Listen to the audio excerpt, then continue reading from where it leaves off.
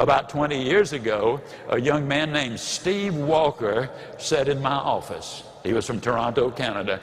A good friend of his had brought him to Dallas because I'd agreed to visit with Steve, because Steve had built his ladder against the wrong wall.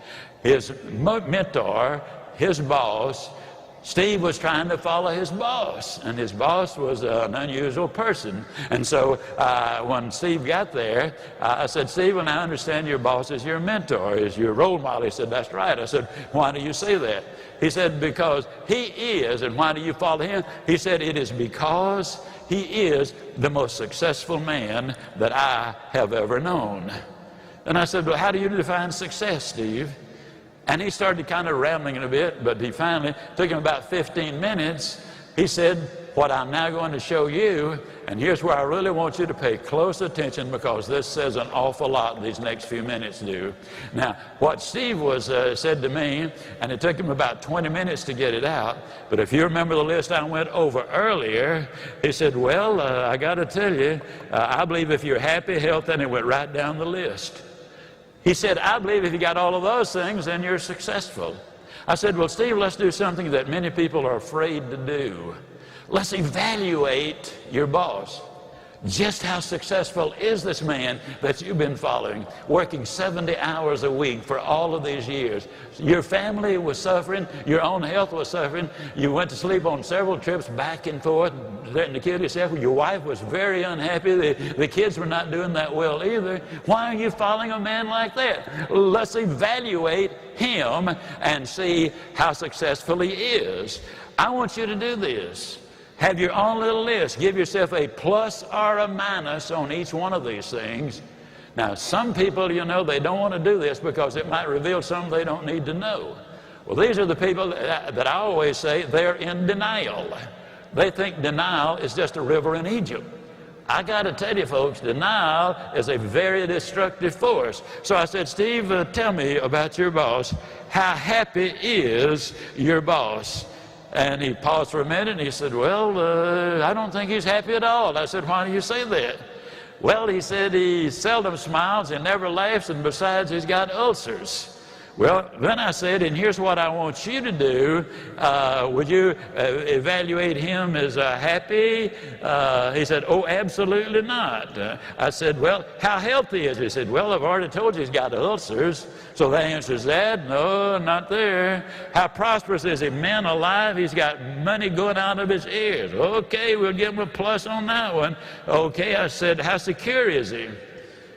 Now, let me tell you something, folks. When I asked that question, I'd already said to him about security. It was more than just money, but he wasn't listening very. How secure is he? He said, well, initially he said he's as secure as money could make you. But now when we started evaluating, I said, well, Steve, let me ask you. In Dallas, we had 2 billionaires who are now broke. Your boss has got a lot of money, he's still making more. Does it compare? Oh, he said, absolutely not. I said, well, our ex-governor had $500 million. He's now broke, went bankrupt. How does your boss? Oh, he doesn't have that kind of money either. So as I pulled out this list, as I went down the list, and here's what I said to him. I said, now you've already said he's not happy. You already said he's not healthy, but you have said that he's making a lot of money and he's prosperous. But he doesn't compare to the others, so we're going to give him a plus. But let me tell you something, Steve. Prosperity just buys so much. Did you know this generation of people is the richest generation our country has ever produced? 73% of them are not satisfied with their lives. Money will not always buy happiness. As a matter of fact, it seldom does. I said, how secure is your boss? He's as secure as money can make you.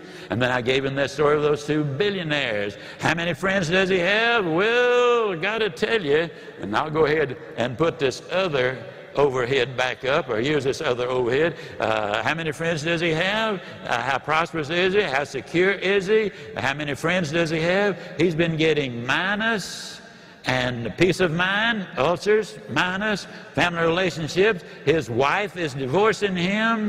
How much hope does he have? And this has an interesting answer. I said, how much hope does your boss have? He said, well, before I started talking to you, I thought he had a lot. Now I don't think he has any at all. So I said, Steve, let's go down that list of these things. Let me see what we've got. We've got 1, 2, 3, 4 minuses. We've got 1 plus there, but we're going to put a question mark simply there because we don't know just how secure he is. How happy is he? He gets a minus on that. How healthy? He gets a minus on that. And ladies and gentlemen, when you start adding it all together, and unless you have a balanced goals program and plan those things, they simply will not happen.